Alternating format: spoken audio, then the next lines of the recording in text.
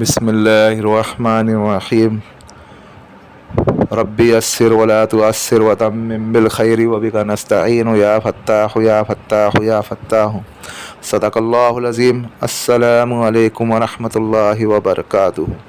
जैसा कि आज आप टाइटल पे देख रहे हैं दस्ते गैब का अमल, इससे पहले यानी 16 तारीख को मैंने जो वीडियो अपलोड की थी तो उसमें कुछ भाइयों का और कुछ बहनों का भी मुझे वॉइस रिकॉर्डिंग आया कि ये अमल की तादाद बहुत है और रोज़ समंदर में भी जा कर के डालना पड़ेगा। तो आपको ये दूसरा अमल बताएं जो इससे आसान हो।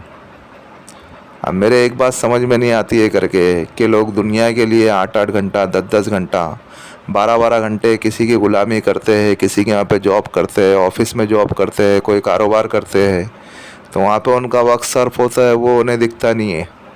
लेकिन यह अल्लाह के कलाम के लिए, अल्लाह के नाम के लिए, अपनी हाजत को पूरे करने के लिए सिर्फ 2-2.5 घंटा ही लगता था ना उसमें पढ़ाई करने। और कितना लगता था? 2 घंटा या 2.5 घंटा, उससे ज़्यादा तो टाइम मेरे ख्याल से लगता नहीं था, या उससे कम भी टाइम लगता था। तो इंशाल्लाह उसमें आपको तो आपके जो रोज़मर्रा का जो ख़र्चा था, जो रोज़मर्रा के जो आपके मसले मसाइल थे, वो अल्लाह रब्बुल इज़्ज़त आपको इस अमल की बरकत से बैठे यानी मतलब बिना मुशक्क़त के और बिना तकलीफ़ के अल्लाह रब्बुल इज़्ज़त अता करते थे। तो 2-2.5 घंटा अगर हमारा जा रहा है तो वो हमें दिख रहा है। हम अगर किसी के यहाँ पे ग़ुलामी कर रहे हैं, किसी के यहाँ पे अगर जॉब कर रहे 8-8 घंटा 10-10 घंटा 12-12 घंटे, वो नहीं दिख रहे, समझे। खैर, सबकी अपनी अपनी सोच है। हमारा तो काम है उम्मत मुस्लिमा के लिए, अवामुन नास के लिए खिदमत करना।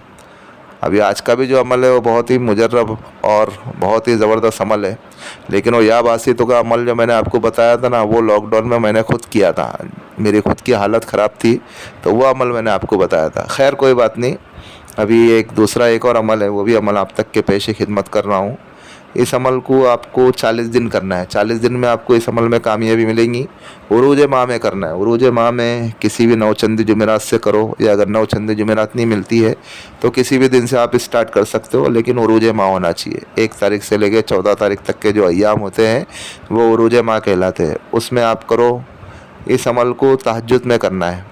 तहज्जुद में आपको उठना है। अभी रात में आप 3 बजे कर रहे हो या 2 बजे कर रहे हो या 2:30 बजे कर रहे हो, कोई भी एक टाइम रखें। रात में 3-3:30 बजे का टाइम रखें।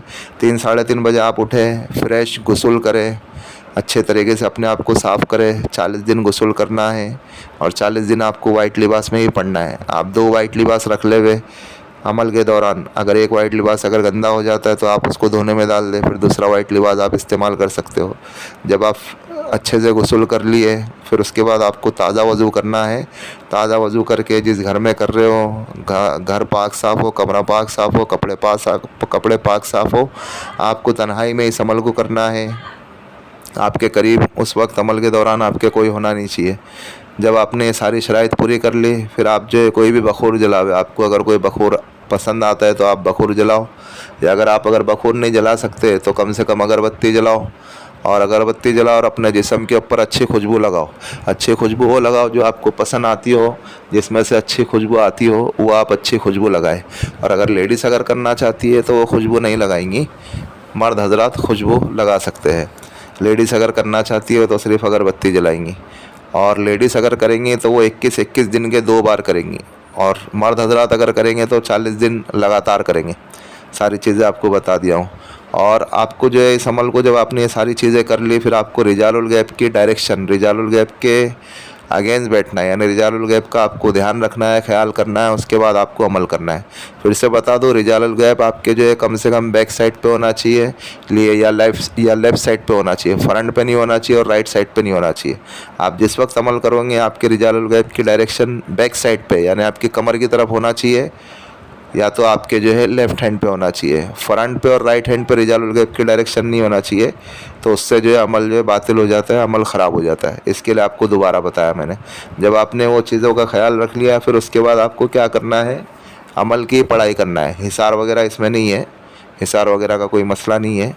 ये कोई दस्ते गैब का अमल है, कोई हाजिरात का अमल नहीं है।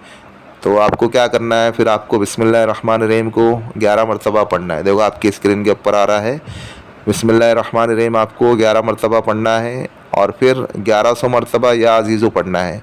फिर उसके बाद 11 دفعہ یا رحیمو یا کریمو، 11 دفعہ یا رحیمو پڑھیں گے، 11 دفعہ یا کریمو پڑھیں گے، اور پھر اللہ رب العزت سے آپ کے جو بھی مسئلے مسائل ہے، جو بھی حاجت ہے، جو بھی آپ کی پریشانی ہے مال کے تعلق سے، اللہ رب العزت سے مانگیں گے، اور اس کے بعد پھر جو ہے آپ اٹھ جاوے، پھر فجر کی نماز پڑھ کے ہی سوے، یا پھر اگر آپ کو سونا ہے تو آپ سو جاؤ، لیکن فجر کی نماز قضا نہیں ہونا چاہیے۔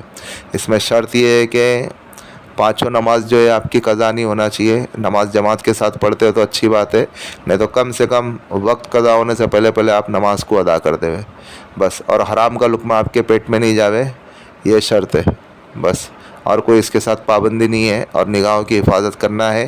ان شرائط کے ساتھ آپ اگر عمل کرو گے تو انشاءاللہ اللہ رب العزت آپ کو ضرور بضرور کامیاب کریں گے۔